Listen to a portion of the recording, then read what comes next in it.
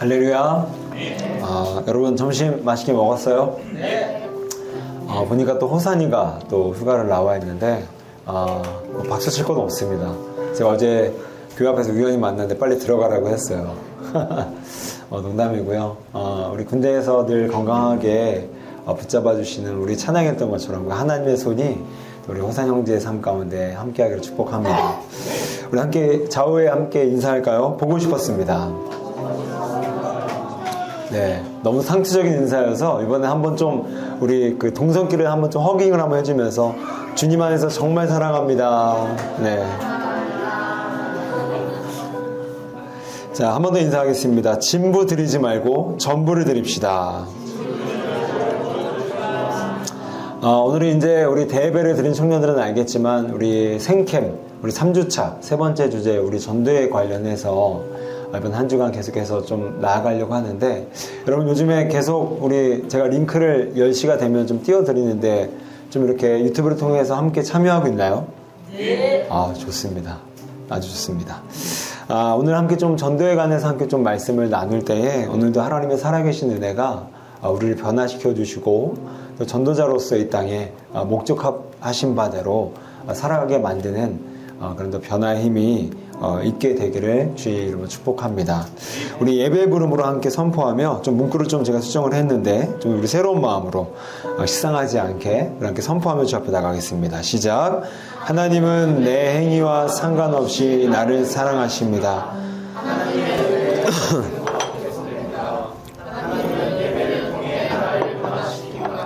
나는 원싱의 자세로 최선의 예배를 드리겠습니다. 아멘. 여러분 한 주간 기뻤나요? 네. 텐션이 장난 아닌데? 아주 좋아요. 이 텐션 좀 유지해 줬으면 좋겠어요. 여러분, 뭐라고 했어요? 못 들었으니까 넘어갈게요. 여러분, 하나님께서 이 신앙인들에게 주시는 특권 중에 하나를 꼽으라고 한다면 바로 기쁨입니다. 기쁨. 그러니까 그리스도인은 예배를 출석했냐 못했냐 그런 현상적인 의미 이전에 이면적인 영역에서 과연 내가 내 일상 가운데 기쁨을 누리고 있는가, 아니면 기쁨이 증발된 채 정말 억지로 살아가고 있는가, 여기에서부터 이제 그 사람이 어떤 상태인지를 아마 판가름이 가능할 것 같아요. 그런데 성경에 의하면 기쁨을 누리기 위해서는 한 가지 공식이 있다고 얘기를 합니다.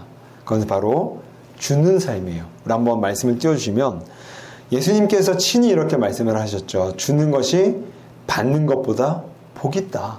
그러니까 주는 자가 기쁜 자고 받는 자는 기쁨이 덜한 자고, 또한 수용하고 포용하는 자가 기쁨이 더한 자고 수용받고 또한 포용받는 자는 기쁨이 덜하다라는 원리입니다.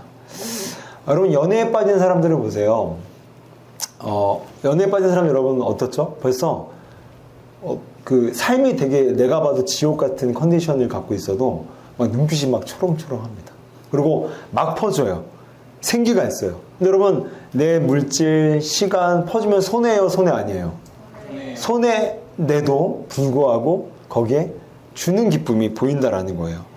그래서 과학계에서는요, 실제로 여러분 사랑에 빠진 사람을 일종의 정신병으로 분류합니다. 그래서 실제로 그 뇌사진을 찍었는데 사랑을 시작하는 사람의 그 뇌파 그리고 그래프 패턴이 어떤 정신병과 비슷하면 조울증과 비슷하다는 거예요. 조울증의 특징이 뭐예요? 막 웃다가 울었다가 하루에 12번씩 감정이 반복합니다. 근데 사랑에 빠진 사람이 그래요. 어떻죠? 사랑에 빠진 사람을 보면요, 가만히 있다가 갑자기 막 해주게 막 웃어. 누구 생각하는 거죠?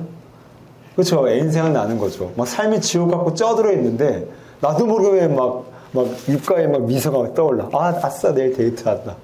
그리고 어떤 날은 평상시에 핸드폰을 관심이 전혀 없는 청년들인데도 막 연락이 와야 되는데 안 오는데, 그리고 막 카톡이 분명히 읽었는데 답장이 안 오죠? 그럼 막 진짜 똥 마려운 강아지처럼 막 발발다리면서 뛰어다닙니다. 왜 안 와? 심지어는 가족 핸드폰을 빌려요. 나한테 전화를 합니다. 혹시 내 전화가 고장나서 전화가 안 오는 건가? 그러니까 이런 약간 미친 짓을 좀 해요. 어떤 사람이요? 사랑에 빠져서 내 물질, 내 시간, 내 감정, 내 모든 것을 줄 만한 여력이 생긴 사람은 마치 그 뇌 사진의 그 그래프 패턴이 이 조울증과 비슷한 사례처럼 어느 정도는 미쳐있다라는 거죠. 왜 이렇게 되는 거죠? 왜 이렇게 기쁘고 삶이 지옥 같다도 천국 같은 기쁨을 누립니까? 사랑을 받기 때문이 아니라 주기 때문이라는 겁니다. 그러니까 여러분, 예수님 말씀이 딱 맞아요. 예수님이 잊어버릴까봐 친히 말씀하신 바, 사람들이 안 믿을까봐 친히 말씀하신 바 뭐라고요? 주는 자가 받는 자보다 더 낫고 기쁨이 있고 복되다라는 거예요. 우리가 잘 아는 그 미국 그 사업가였던 로펠러에 따르게 되면 그 자서전을 보게 되면 이분이 98세를 살다가 이제 소천을 하셨는데, 이제 55세 때 자신의 인생의 분수령적인 전환기가 일어나게 됩니다. 어떤 사건이 있었냐면, 이제 55세 나이에 그동안 엄청난 돈을 벌고 이제 병원에 갔는데 우연치 않게 1년밖에 살지 못한다라는 시한부 판정을 받게 돼요. 불치병에 걸리게 됨으로써. 그런데 그 병원의 복도 로비 입구에 액자가 하나 걸려 있는데 그 액자에 쓰여져 있던 성경 구절이 바로 이 구절이었던 거예요. 주는 자가 받는 자보다 복이 있다.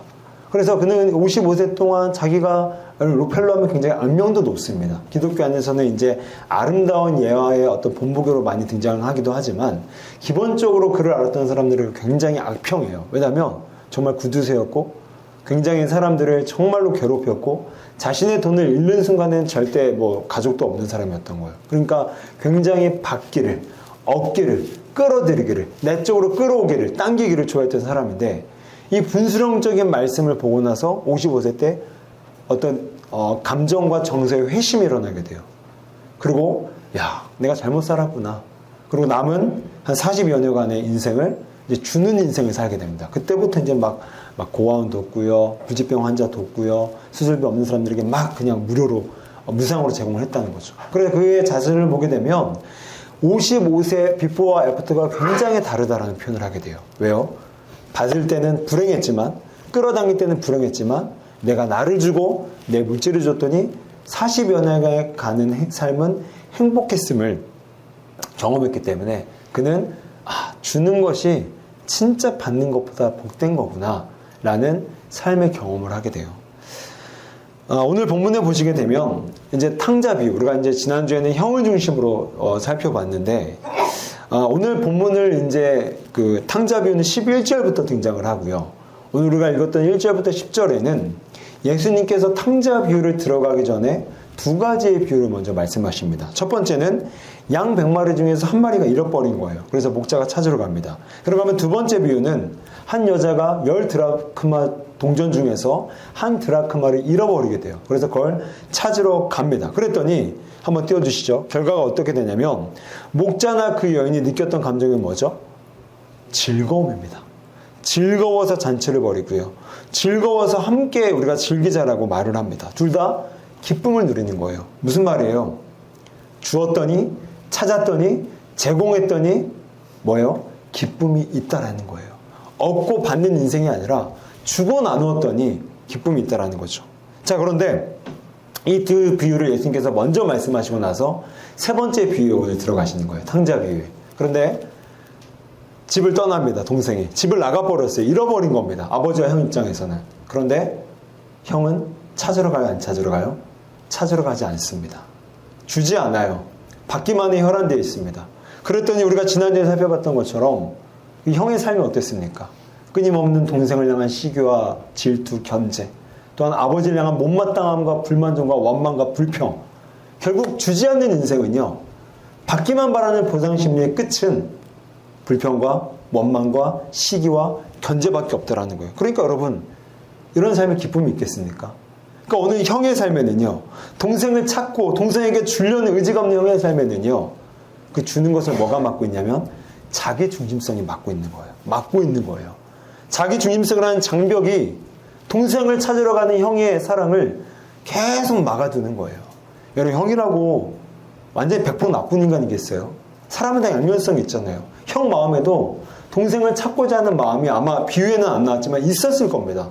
그렇잖아요. 우리가 동생 미워하지만 사랑하기도 하잖아요. 어제 우리 은희가 조율을 요즘에 너무 과시해갖고 내가 너는 오빠가 돼갖고 제발 그러지 말아라 했더니 자기도 사랑한대. 근데 대부분은 또 마음에 안 사랑하게 된대요. 그러니까 그런 거잖아요. 사람 마음이 양면성이 있잖아요. 오늘 형도 동생을 향한 마음은 아마 있었을 거예요. 그런데 끊임없는 자기중심성과 그 자기중심성이 만들어낸 보상심리가 나로 하여금 사랑을 주지 못하도록 계속해서 바리게이트를 치는 거예요. 그래서 이 자기중심성을 안에 장벽에 이 막혀있는 형의 삶은, 그렇죠? 분노와 수치와 견제와 시기와 못마땅함과 불만족 가운데 쌓일 수밖에 없다라는 거죠. 여러분, 우리도 마찬가지 아닙니까? 왜 우리가 불행하죠? 왜 우리가 불행하죠? 안 줘서요? 맞아요. 받으려고만 하기 때문입니다. 주는 거에는 기쁨이 있어요. 여러분, 제가 부모가 돼 보니까요, 자녀 때보다 더 행복합니다. 삶은 더 팍팍하고 고단하고 체력은 떨어지는데 부모의 특권이 뭐예요? 주는 겁니다. 마음껏 줄 수 있어요. 그런데 자녀의 특권은 뭐죠? 받기만 하는 거예요. 그러니까 자녀 때는 제가 돌이켜보면 일상 부모가 못마땅한 거예요. 좀 더 주시지, 좀 더 희생하시지. 근데 부모가 돼 보니까 더 주고 싶은 마음이 늘 기쁜 거 있죠. 여러분, 우리의 삶의 불행함은요, 안 받아서가 아닙니다. 쟤는 받았는데 나는 못 받아서가 아니에요. 받기만 하려는 태도와 받기만 하려는 삶의 그 태도의 지향성이 우리의 불행을 내 자신이 자석처럼 끌어당기고 있는 거예요. 그러니 오늘 이 말씀을 통해서 어떻게 하면 우리가 자기중심성을, 이 장벽을 걷어내고 극복하고 깨트려서 주는 자가 되고 주는 자의 인생 가운데 어떻게 하면 기쁨을 누릴 수 있을까? 우리 두 가지의 이 자기중심성을 좀 깨트리려고 합니다. 두 가지를 좀 살펴보려고 하는데요. 첫 번째는 우리 공동체 안에, 어떤 가정이나 하늘숲이 다 포함이 되겠죠. 우리 공동체 안에 자기중심성을 깨트리는 거고요. 두 번째는 공동체 밖으로 자기중심성을 깨트리는 겁니다. 자, 첫 번째, 우리 공동체 안에서 자기중심성을 깨트리는 거예요. 오늘 두 형제라는 가정은요, 하나의 공동체입니다. 그쵸? 가정 공동체예요. 여기서 오늘 형이 깨트려야 될 자기중심성은 우리가 지난주에 살펴봤던 것처럼 동생을, 상대를, 남을 자신의 행위의 기준으로 판단하고 정지하는 것을 바로 깨트려야 됩니다. 쉽게 말해서 지금 형이 동생을 비난했던 중심의 원인 중심이 뭐였죠? 행위예요, 행위. 그러니까 자기네 행위로 볼 때 모범아들이야, 형은. 근데 자기의 기준으로 봤을 때 동생은 개차반인 거예요. 율법을 어기죠. 아버지의 명을 어기죠. 이 당시에 아버지에게 유산을 먼저 달라고 했던 건 여러분 무슨 말이냐면 아버지 빨리 죽으세요라는 말입니다. 왜냐하면 유산은 반드시 아버지가 돌아가실 때만 승계되는 거예요. 그러니까 유산 빨리 주세요 이퀄 아버지 빨리 죽으세요. 돈 주셔야죠. 이런 개차반 동생을 향해서 형이 여러 번 봤을 때 야, 진짜 쓰레기네, 소망 없네, 저게 내 동생이야? 아마 인간적으로는 부인하고 싶었을 겁니다. 그런데 그 행위를 기준으로 봤을 때 모범적인 자신과는 달리 동생은 너무 개차반인 거예요. 그래서 정죄하고 비방을 합니다. 여러분, 그 업신여기다라는 말의 뜻을 제가 찾아보니까 뭐 유래가 몇 가지가 있긴 하지만 제가 제일 많이 와닿았던 유래가 뭐냐면 업신여기다라는 말은요, 없이 여기다라는 말에서 나왔다 그래요. 없이 여기다. 무슨 말이에요? 우리는 사람의 외형과 행위를 봐요. 그러니까 없어 보이는 거예요. 뭐 연봉도 없어 보이고 뭐 그렇게 뭐 모범적인 행위도 없어 보이고, 그러니까 없이 보이니까 없인 여기는 거라는 거죠. 오늘 형이 그랬다는 거예요. 동생을 봐을 때 나와 너무 떨어져, 그레이드가 너무 떨어져, 격이 너무 격차가 떨어져. 그러니까 없이 보았고 그 결과 동생을 없인 여기고 있는 겁니다. 우리 마찬가지 아니에요? 우리는 행위로 사람을 판단합니다. 그리고 내 기준에 부합하면 칭찬, 부합하지 않으면 바로 정죄 화살이 날아가요. 문제는요, 세상에서는 보통 사람들을 평가할 때 학벌, 연봉, 직급 정도로 판단을 합니다. 근데 교회가 더 심해요. 교회는 사람을 신앙의 행위로 판단해요. 주일 성수 했는지 안 했는지, 봉사하는지 안 하는지, 헌금 드렸는지 안 드렸는지, 거짓말 했는지 안 하는지, 뭔가를 참여했는지 안 하는지. 그래서 자기 기준에 부합하면 그래도 그럭저럭 괜찮은 사람이네. 근데 부합하지 않으면 곧바로 정죄하고 무시하고 괄시하고, 그쵸? 비방합니다.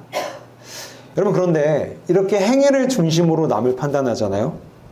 곧바로 나타나는 결과는 기쁨의 실종, 기쁨의 증발이에요. 여러분, 행위를 기준으로 누군가를 판단할 때 여러분 칭찬이 많이 나갈까요? 욕이 많이 나갈까요? 대부분 욕입니다. 왠지 아세요? 나한테만 나는 괜찮고 나한테는 기준을 약간 스무스하게 다루지만 남들에겐 굉장히 기준을 완강하게 대하거든요. 그러니까 대부분 행위로 남들을 평가할 때 칭찬보다는 뭐가 더 많이 나온다고요? 욕을 더 많이 해요. 비방하고 정죄하기가 더 쉬운 구조예요. 행위로 판단하는 것부터가. 여러분 그렇게 행위로 판단하니까 욕을 달고 사는데 마음의 기쁨의 공존이 가능할까요?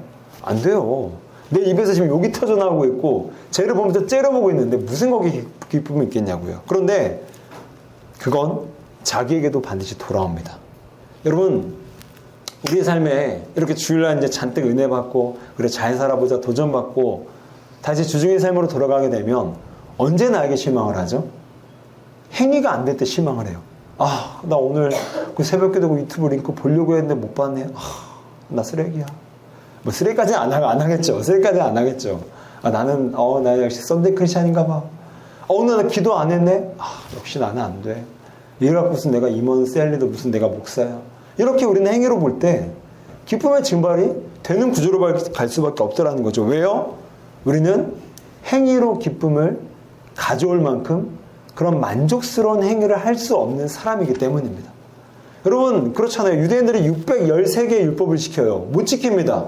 그러니까 그들은 날마다 벌벌 떠는 거예요. 두려움 속에서. 마찬가지로 우리 인생 뭐 율법주의자는 아니어서 율법을 613개를 다 지키지는 않겠지만 교회에서 하라고 하는 또한 내가 크리스찬임을 증명해주는 몇 가지조차 못하는 나를 보면서 굉장히 실망하는 거예요. 아, 나는 역시 안 돼. 내가 무슨 하나님의 자녀야. 무슨 내가 주의 봉사야. 아, 내일이나 똑바로 하자. 그러니까 정죄감과 패배감만 쌓여가는 거예요. 그러니까 기쁨을 회복하려면 반드시 기쁨의 근거를 행위로 보지 않아야 됩니다. 여러분 오늘 아버지를 보세요. 동생이 찾아옵니다. 몇 년 동안에 창녀와 뒹굴다 왔어요. 아버지 죽어라 말해놓고 유산 뺏어간 놈입니다.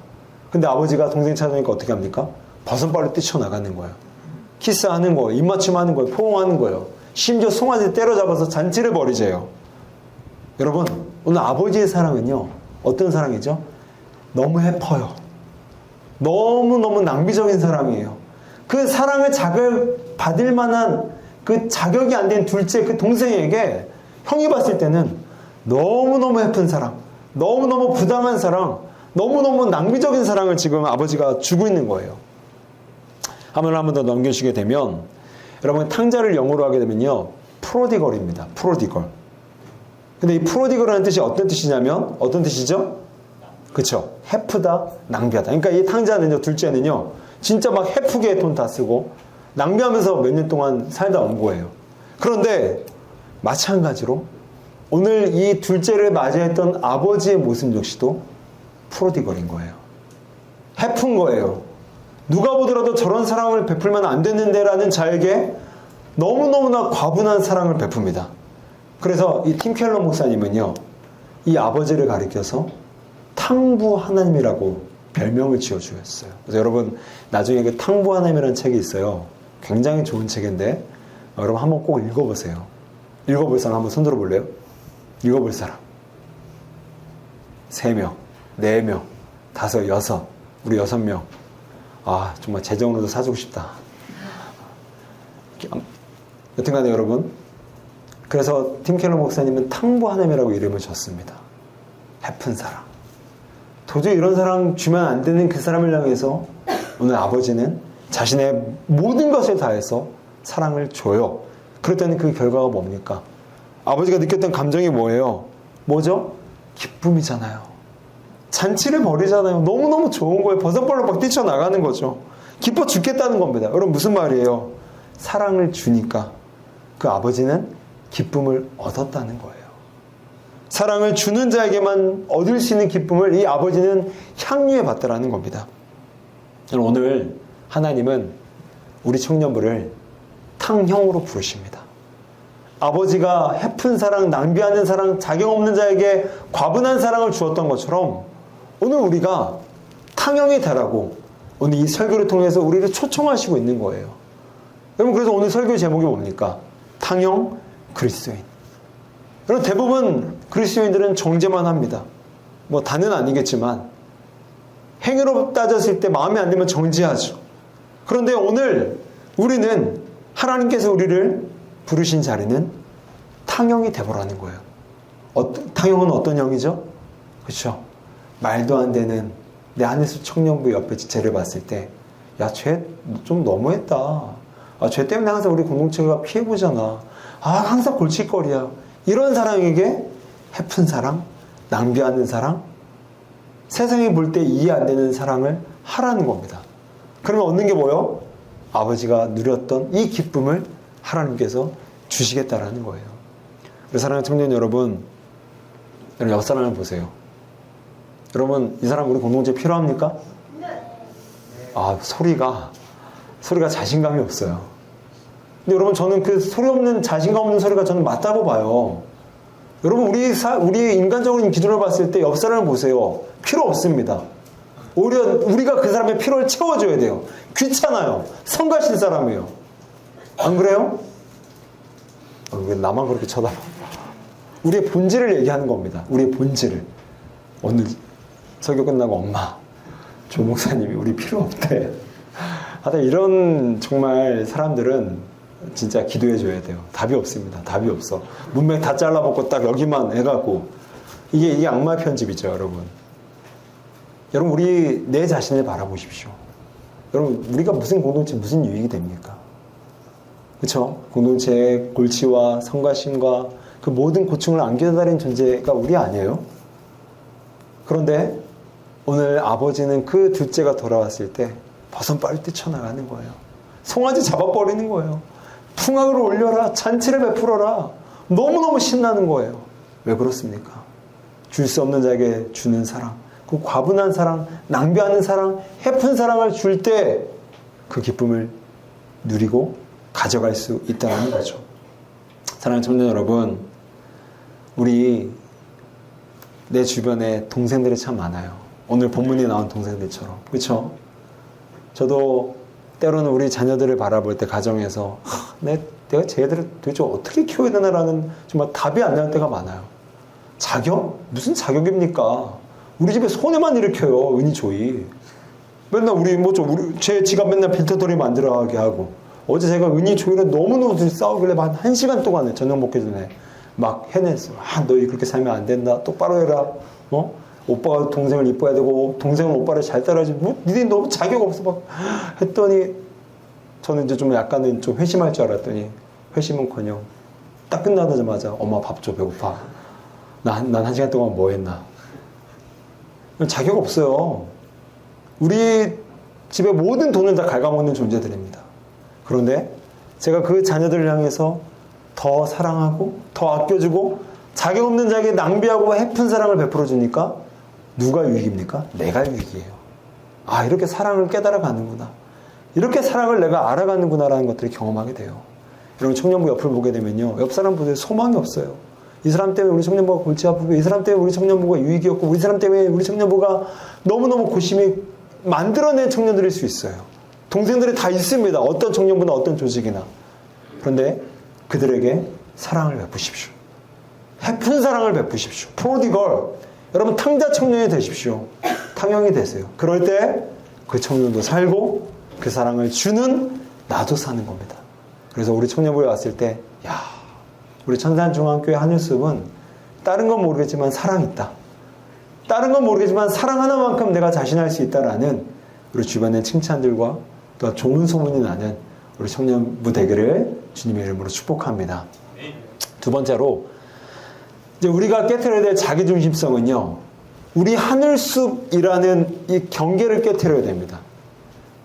여러분, 형이 상징하는 사람은 예수님께서 아까 우리가 15장 1, 2, 3절을 읽었지만 오늘 이 비유를 주었던 사람들은 유대인들이었습니다. 바리새인과 율법주의자들.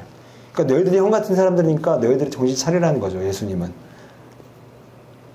그래서 형이 상징하는 사람들은 바로 유대인들이에요. 근데 여러분, 유대인들은 어떤 사람들입니까? 유대인들 하면 선민의식이에요.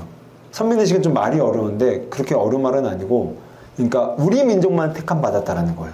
우리 민족만 선택받았다 해서 선민의식입니다. 그러면 우리 민족, 유대민족만 선택받았으면 유대민족을 제외한 모든 이방민족은 어차피 얘는 지옥의 땔감이야. 그냥 우리 상관할 것도 없고 교제할 필요도 없어. 그냥 무시해도 돼. 이런 스탠스가 자연스럽게 나오는 거예요. 유대인들의 입장에서는. 왜? 우리만 선민이니까. 우리만 택함 받았으니까. 어차피 얘네 지옥 뗄감 될 거니까. 구원할 필요도, 복음을 증거할 필요도, 교제할 필요도 없는 겁니다. 그러니까 오늘 이 유대인들은요, 자기 민족이라는 경계, 자기 교회라는 경계, 자기 가정이라는 경계 안에 이 자기 중심성에 똘똘 뭉쳐 있는 겁니다. 근데 여기 균열이 안 나니까 이게 깨져야 그 유대인에 갇혀있던 복음이 이방인에게 흘러가는데 안 되는 거예요. 그러니까 오늘 형에게 주시는 메시지 두 번째는 뭐죠? 밖을 향해 나가라는 겁니다.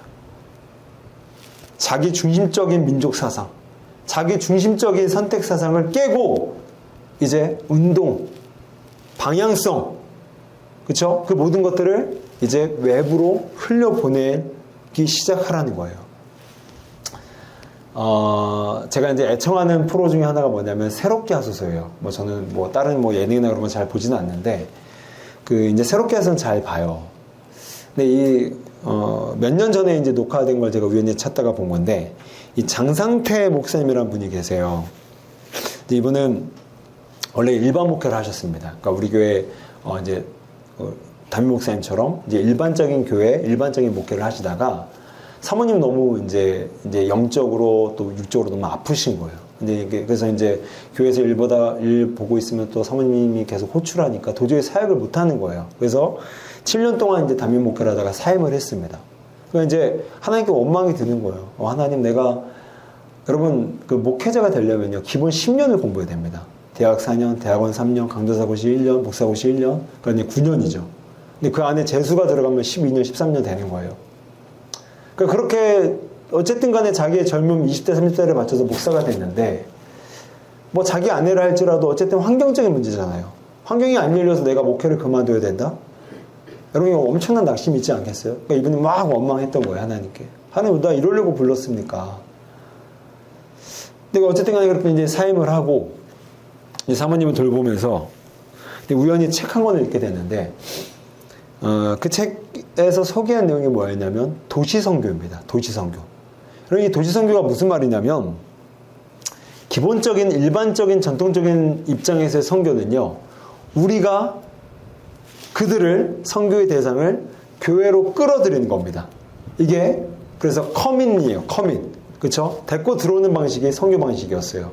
그런데 도시 선교는 뭐냐면 내가 교회가 돼서 내가 도시로 들어가는 겁니다. go out 방식인 거예요. 이해가 되죠? 커민과 go out. 끌어당기느냐, 우리가 나가느냐. 근데 이분은 책을 읽으면서 그렇구나. 내가 교회라는 곳에 있어서 사람들을 끌어들이는 사역을 못하면 이제 이 책을 통해서 얻은 힌트를 가지고 go out. 내가 도시를 향해서 나가보자. 도시의 아픔과 도시의 소리를 듣고 그들에게 정말 뭐가 필요한지 그 필요 가운데 어떻게 복음을 심어줄 수 있을지 도시로 나가보자. 그래서 한번 더 사진을 한번 보여주게 되면 이분이 고민 끝에 이 야탐역에다가 이 고민을 듣습니다. 옆에가 중요해요. 뭐죠? 무료. 왜냐면 유료하면 사람들이 안 오거든. 근데 무료라고 하고 사람들이 왔어요. 그러니까 정말 이 시대 가운데 사람들이 외롭잖아요. 고독하잖아요. 그러니까 자기의 말을 들어줄 사람이 없어요. 그렇지 않아요, 여러분? 그래서 이분이 고민하다가 자기에게 주신 감동을 가지고 했던 사역이 바로 이 파라솔 처치. 그러니까 파라솔을 펴놓고 앉아있는 거예요. 근데 무작정 앉아있는 겁니다. 근데 첫날은 막 두려움에 떨었죠. 누가 올까? 날 이상한 사람 취급하지 않을까? 근데 여러분, 그 사업으로 따지면 대박이 난 거예요. 사람들이 줄 서서 기다리는 거예요. 이 사람에게 고민을 말하고 싶어서. 무슨 말이죠? 지금 사람들의 심리가 어떻다는 거죠? 예수 없는 사람들의 심리가 어떻다는 거죠? 자기가 말할 공간이 없는 거예요. 친구 있어도 흉이 될까봐 말을 못하고, 친구 있어도 나랑 너무 다른 삶을 사니까 말을 못하는 거예요. 그러니까 여러분, 저는 그런 의미에서 교회가 축복이라고 보는 거예요. 비슷한 환경에서 비슷한 고충을 가고 비슷한 연령대에서 나눌 수 있다? 이거 굉장히 축복입니다, 여러분. 세상 사람들 이런 축복이 없어요. 여튼 간에 이분이 대박이 나서 한 사람당 2시간씩 들어주는 거예요, 고민을. 사람들은 말하고 싶어 해요. 단지 들을 데가 없어서 말 못할 뿐이지. 그래서 하루에 4명씩, 2시간을 4명, 8시간씩 듣는 사역을 몇 년 동안 하신 거예요. 근데 이분이 그 몇 년 동안 사역을 나서 통계를 내봤대요. 그런데 고민했던 사람들 중에 대다수가 다 자살 충동이 있는 거예요. 깜짝 놀랐대요. 제가 봤을 때는 삐까번쩍한 차를 타고 고급 승용차를 타고 넓은 아파트에 평소에 살아서 걱정이 없겠구나라는 생각을 했는데 사람들의 그 속내 안에는 죽지 못해서 사는 거예요. 제 고등학교 친구가 하나 있는데 가끔 이제 제가 전화를 해요. 제 신방전화를 합니다. 예수 안 믿는 친구여서. 잘 지내? 그러면 첫 마디가 고정 멘트예요. 저는 기계음이라고 놀리는데 잘 지내? 그러면 친구가 뭐라고 하는지 아세요? 죽지 못해 살아. 그 다음에 또 명절에 잘 지내? 죽지 못해 살지. 여러분 저는 그게 장난인 줄 알았거든요. 근데 그 친구는 나중에 한번 소주 마시고 얼큰 취하고 저한테 한번 전화하고 제가 한 1시간을 통화한 적이 있는데 울면서 죽고 싶어 말만 하는 거예요. 그러니까 이게 진짜 사실이더라고요. 이게 실상이더라고요. 우리는 교회 안에 있어서 은혜도 받고 복도 누리고 교제권도 있지만 그 외롭고 답답하고 고독한 사람들은요, 내 아픔과 내 그 쓴뿌리를 표현할 공간이 없고 관계가 없어서 죽음으로만 자신의 영혼을 해방할 자리를 찾는다라는 거예요. 여러분, 우리는 어떻습니까? 이분처럼, 이 목사님처럼 이분은 맨 처음에 원망스러웠어요. 왜 지금까지 나를 사역자로 준비시켜놓고 왜 안 쓰십니까? 왜 이런 와이프를 만나서 나의 사역을 막으십니까? 원망되죠. 불평 나오죠. 그런데 이 사역을 하고 나서 깨달았대요. 하나님이 나의 자기중심성을 깨트리는 게 내 아내였구나. 그게 깨져서 나로 하여금 괜찮은 사람, 그나마 괜찮은 사람들을 교회 안에 끌고 들어오는 게 아니라 내가 도시로 나아가서 그 도시의 아픔과 그 도시의 현실을 듣게 하기를 원하셨구나. 그래서 이분은 파라솔 처치 도시 선교사로서의 제2의 사역을 시작하게 됩니다. 여러분, 우리는 어떻죠? 오늘날 개인주의가 심하듯이 우리는 개교회주의가 너무 심해요. 우리 항상 얘기하는 게 뭐죠? 우리 교구, 우리 교회, 우리 부서, 우리 유치부, 우리 아동부, 우리 청소년부, 우리 청년부. 그 앞에 우리가요, 굉장히 그 우리 밖에 나가 있는 사람들로 하여금 배척과 배제의 느낌을 갖게 만든다는 거 아세요? 그 단어 한마디에 우리의 정신이 이미 녹아져 있는 거예요. 우리라는 자기중심성을 떨쳐내지 못해서 아무도 못 들어오게 합니다. 여러분, 오늘 설교를 준비하면서 떠올려봤어요. 대한민국의 아픔은 무엇일까? 더 작게는 부천의 아픔은 무엇일까? 더 작게는 우리 삼정동의 아픔은 무엇일까? 그래서 어제는 제가 잠깐 30분 정도 이 삼정동을 한번 걸어봤어요. 걸으면서 하나님, 이 지역의 아픔은 뭐죠? 이 지역에 아파하는 신음소리는 뭐죠? 그 정체가 뭐죠? 주시는 마음들이 있더라고요. 보여주시고 생각나게 하는 것들이 있더라고요. 그럼 제가 작년부터 청년부 안에서 기획했던 사역들의 기초적인 정신이 뭔지 아세요? 밖을 향해 나가자라는 거예요. 우리 너무 우리 안에만 있었어요. 그래서 제가 노숙자 사역한 겁니다. 나가자는 거예요. 단기선교 한 겁니다. 나가자는 거예요. 연합수련회 한 겁니다. 나가자는 거예요. 그동안 교류하지 못했던 교제권들을 만들어 보자는 겁니다. 왜요? 거기서 보여주는 비전들을 바라보자는 거죠. 왜냐하면 우리끼리 아니었으면요, 사람 속내가요, 기득권 따지게 됩니다. 내 편한 유익을 따지게 돼요. 그런데 우리라는 경계가 허물어지고 밖을 향해서 나가게 되면 그 밖에서 하나님께서 보여주시는 비전과 음성이 있습니다. 그들의 고충과 아픔이 들려요. 그걸 듣는 사람, 그걸 보는 사람이 우리라는 자기 중심성을 깨트리고 나가서 이 시대 가운데 도시로 부름받은 도시 선교사, 직장 선교사가 될 수 있다는 거예요. 특별히 이번 가을에 이제 제가 우리 임원들과 좀 얘기를 하고 있는 사역이 하나가 뭐냐면 한 9월이나 10월쯤에 지금 하려고 좀 기획을 하고 있는데 홀리핸즈입니다. 홀리핸즈. 이 홀리핸즈가 뭐냐면, 여러분 영어 잘 알죠? 무슨 뜻이죠? 홀리핸즈. 내 발음이 이상했어요. 홀리핸즈. 거룩한 손. 그렇죠? 그래서 한 농촌교회나 미자립교회를 한 군데 선정해서 우리 청년부가 가서 도우려고 합니다.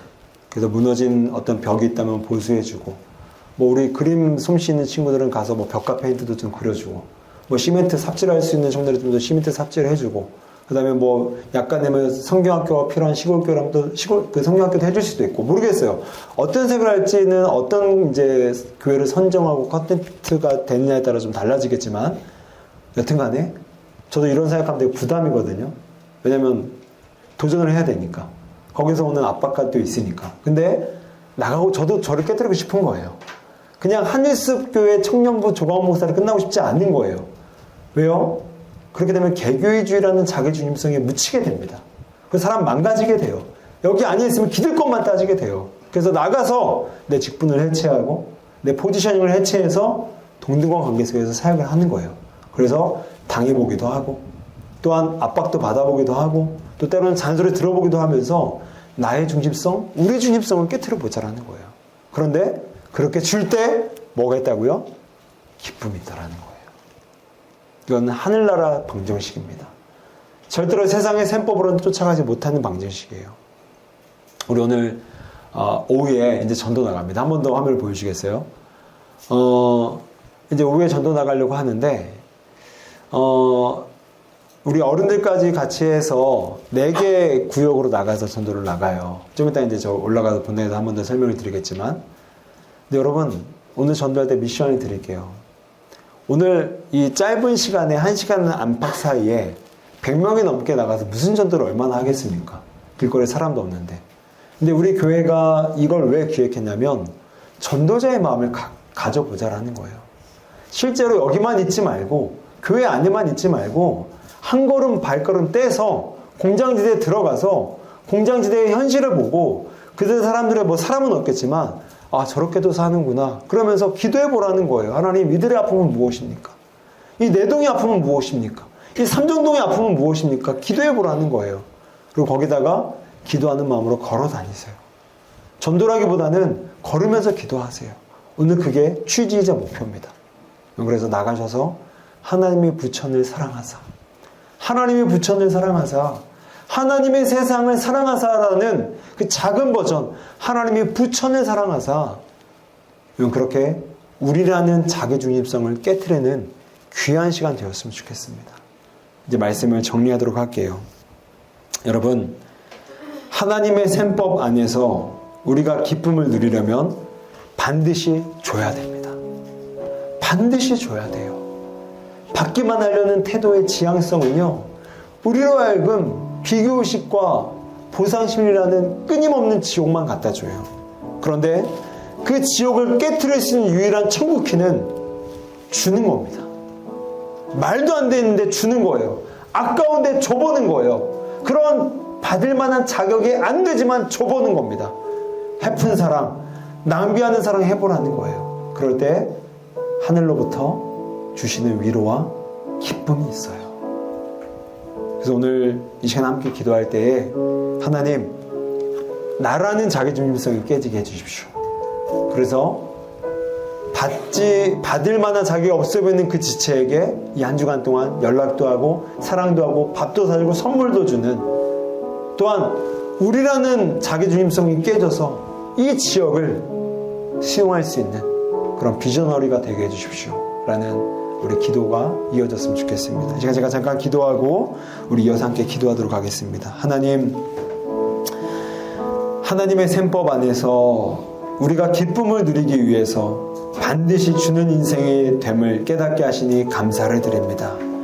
나라는 자기중심성이 허물어져서 너와 상대를 받아들이게 하여 주시고, 우리라는 자기중심성이 깨져서 다른 교회, 다른 지역을 품을 수 있는 우리 모두가 되게 하여 주옵소서. 그럴 때에 세상이 줄 수 없는 위대한 기쁨, 위대한 위로, 위대한 복음의 소망이 우리를 온전하게 주장할 수 있도록 축복하여 주옵소서. 이 모든 말씀 예수님의 이름으로 기도 올려드립니다. 아멘.